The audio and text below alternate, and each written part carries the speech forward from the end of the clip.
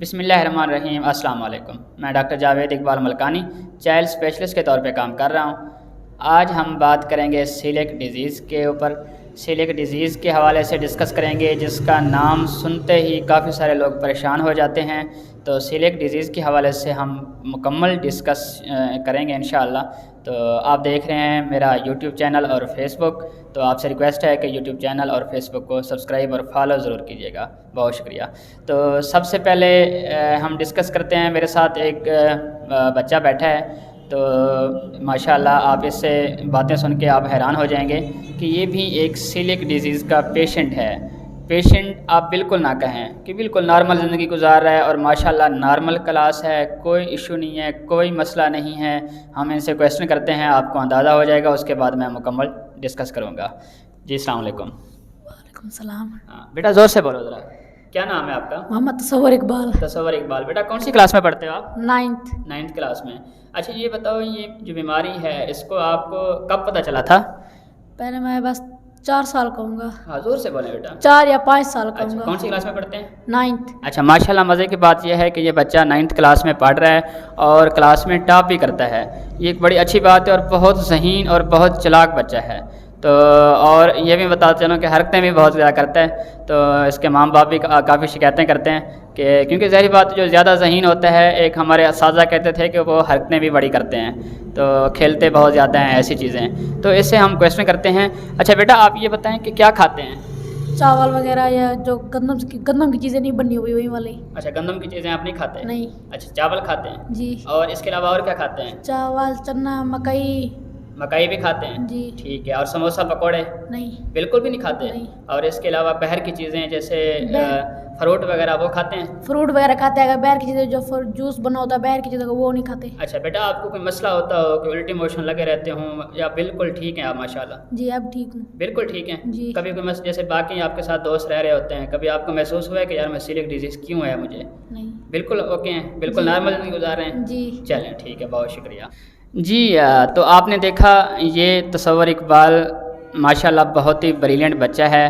اس کو آپ نے دیکھا ہوگا کہ کس طرح سے اس نے بالکل نارمل لائف گزار رہا ہے، اور ماشاءاللہ 9th کلاس کا اسٹوڈنٹ ہے۔ 9th کلاس کا اسٹوڈنٹ آپ سمجھیں کہ بالکل ذہین بچہ ہے۔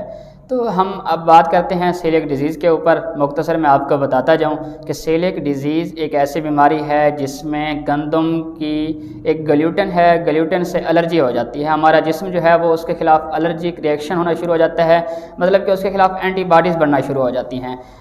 یوں سمجھ لیجیے کہ گلیوٹن کے خلاف قوت ہمارا جو جسم ہے وہ برداشت نہیں کر سکتا۔ تو اس میں گلیوٹن جو ہے وہ زیادہ تر گندم اور رائی اور تو ان چیزوں سے پرہیز کرنا ہوتا ہے، کیونکہ اگر یہ ہم بچہ لیتا رہے تو الرجی کنٹینیو رہتی ہے، اور الرجی جو ہے وہ آنتوں کو نقصان پہنچاتی ہے، جس کی وجہ سے بہت ساری بچہ کمپلیکیشن اور پیچیدگیوں کا شکار ہوتا ہے۔ تو یہ اس کی ہم علامات ہمیں کیسے پتہ چلے گا کہ بچہ سیلیک ڈیزیز کا ہے؟ یہ آپ کے سامنے بچہ بیٹھا تھا بالکل نارمل ہیلدی ماشاءاللہ بالکل ذہین، لیکن جو سیلیک ڈیزیز کے پیشنٹ ہوتے ہیں جو پرہیز نہیں کر رہے ہوتے، ان کو الٹیاں موشن بار بار لگ رہے ہوتے ہیں، اور یہ تب ڈائگنوس ہوتا ہے 2 3 4 سال کی عمر میں۔ کیوں کہ جب گندم کی روٹی شروع کروائی جاتی ہے تو اس کو الٹیاں موشن لگنا شروع ہو جاتے ہیں، اور بچے کے پیٹ میں درد رہتا ہے، اور بچہ کمزور ہوتا جاتا ہے۔ اور بعض اوقات ایک میں آپ کو بات بتاتا چلوں، اکثر بچوں میں گروتھ نہیں ہو رہی ہوتی۔ کافی سارے بچے ایسے بھی آتے ہیں جن میں الٹی موشن نہیں ہوتے، لیکن ان کی گروتھ نہیں ہو رہی ہوتی۔ جب ان کا ہم ٹیسٹ کرواتے ہیں تو سیلیک ڈیزیز آ جاتا ہے۔ اب اس کا ٹیسٹ کیسے کرواتے ہیں؟ اس میں ہم نے اینٹی ٹیشو ٹرانسگلوٹنیز اینٹی باڈیز یا اینٹی اینڈومیسیل اینٹی باڈیز کرواتے ہوتے ہیں، تو یہ اس طرح سے ڈائگنوز ہو جاتا ہے۔ اس کے علاوہ جو اس کی ڈیفینیٹیو ہوتی ہے وہ بایوپسی ہوتی ہے، جو ہم ڈیوڈینل بایوپسی کرتے ہیں۔ اب اس کی ٹریٹمنٹ میں اگر ہم آ جائیں تو اس کی ٹریٹمنٹ میں صرف اور صرف یہ ہے کہ گندم سے پرہیز ہے، گندم سے پرہیز، گندم، رائی اور جو، ان چیزوں سے آپ نے پرہیز کروانا ہے فار لائف کے لیے۔ آپ کے بچے کو شروع سے عادی کریں گے، اس کے بعد آپ کا بچہ ان چیزوں کا عادی ہو جائے گا۔ ذرا سی مقدار بھی اگر ان کی خوراک میں شامل ہوگی تو بچے کے آنتوں کو نقصان پہنچتا رہتا ہے اور بچہ بہت ساری پیچیدگیوں کا شکار ہو جاتا ہے۔ اس کے علاوہ کیا نہیں کھلا سکتے؟ اس کے علاوہ جو سموسے، پکوڑے اور باقی سارے جو باہر کی چیزیں بنی ہوتی ہیں اس میں گندم یا جو یا رائی کے ان کی ملاوٹ ہوتی ہے، اگر ان کی آمیزش ہو جائے تو یہ پھر نقصان پہنچاتی ہیں۔ اب بچے کو کھلا کیا سکتے ہیں؟ کھلانے کے حوالے سے آپ چاول کھلا سکتے ہیں، آپ اس کو بیسن کھلا سکتے ہیں، آپ مکئی کا آٹا، مکئی کھلا سکتے ہیں۔ اس کے علاوہ تمام سبزیاں، تمام فروٹ، چکن، فش، میٹ اور یہ سارے جو فروٹس ہیں، ڈرائی فروٹس ہیں، آپ گاجر کی کھیر بنا کے دے سکتے ہیں، گاجر کا حلوہ بنا کے دے سکتے ہیں، آپ اسی طرح سے چاول کی کھیر بنا کے دے سکتے ہیں۔ یہ ساری چیزیں، بچہ انڈا بھی کھا سکتا ہے، یہ ساری چیزیں بچے کے لیے رکاوٹ نہیں ہوتی، یہ دینی ہوتی ہیں۔ جو نہیں دینی ہوتی وہ میں نے آپ کو ڈسکس کر لیا، صرف ایک لائن میں آپ نے یاد رکھنا ہے، gluten free diet for life, یعنی کہ گندم آپ نے اس کو جو رائی اور جو ہے کیا کہتے ہیں جو، یہ چیزیں آپ نے اس میں بچے کو نہیں دینی۔ اب مسئلہ یہ ہوتا ہے کہ جو گندم کا آٹا ہوتا ہے یا جس مشین میں اس کو بنایا جاتا ہے تو وہ گندم اگر اسی مشین میں آپ چاول یا مکئی کا آٹا بنائیں گے تو ملاوٹ ہو جاتی ہے، آمیزش ہو جاتی ہے، جس کی وجہ سے بچے کی صحت پہ نقصان، گندم ہلکی سی بھی اگر شامل ہو جائے تو نقصان پہنچتا ہے۔ اسی طرح سے جو برتن ہیں استعمال کرنے والے ایسے بچوں کے لیے، ان کو کور کر کے رکھنا چاہیے، ڈھانپ کر رکھنا چاہیے تاکہ جو آٹا ہے گندم کا وہ اس کے اوپر نہ گرے۔ تو ان چیزوں سے پرہیز کرنا چاہیے، گھر میں الگ برتن ہونے چاہیے، اور جو گندم کی ملاوٹ بالکل نہیں ہونی چاہیے۔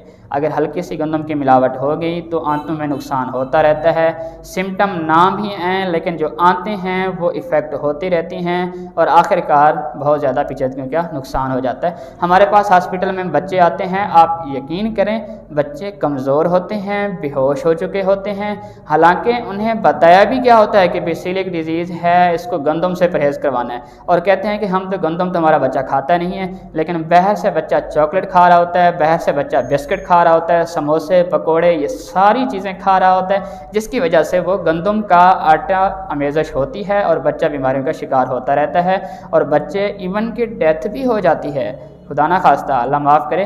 بچے ہمارے پاس ایسی حالت میں آتے ہیں کہ فوری ٹریٹ نہ ہو ان میں تو ان کی ڈیتھ بھی ہو جاتی ہے۔ تو یہ ساری چیزیں بتانے کا مقصد بچے کو بٹھا کے اور یہ ساری ڈسکشن کرنے کا مطلب یہ تھا کہ سیلک ڈیزیز والے ایک قابل علاج بیماری ہے، اس کا وقت پر اگر تشخیص ہو جائے اور اس کی احتیاط کرائی جائے تو اس کا علاج ممکن ہے، 100% علاج ہے، نارمل لائف گزارتے ہیں اور کوئی مسائل نہیں ہوتے۔ جی اس کو آپ شیئر ضرور کیجیے گا تاکہ یہ میسیج آپ تمام تک پہنچائیں جو سیلک ڈیزیز والے ہیں۔ میں ایک چارٹ بھی شیئر کر دیتا ہوں، وہ آپ چارٹ بھی دیکھیے گا کہ کون سی چیزیں کھا سکتے ہیں اور کون سی چیزیں نہیں کھا سکتے۔ تو اس حوالے سے بہت شکریہ۔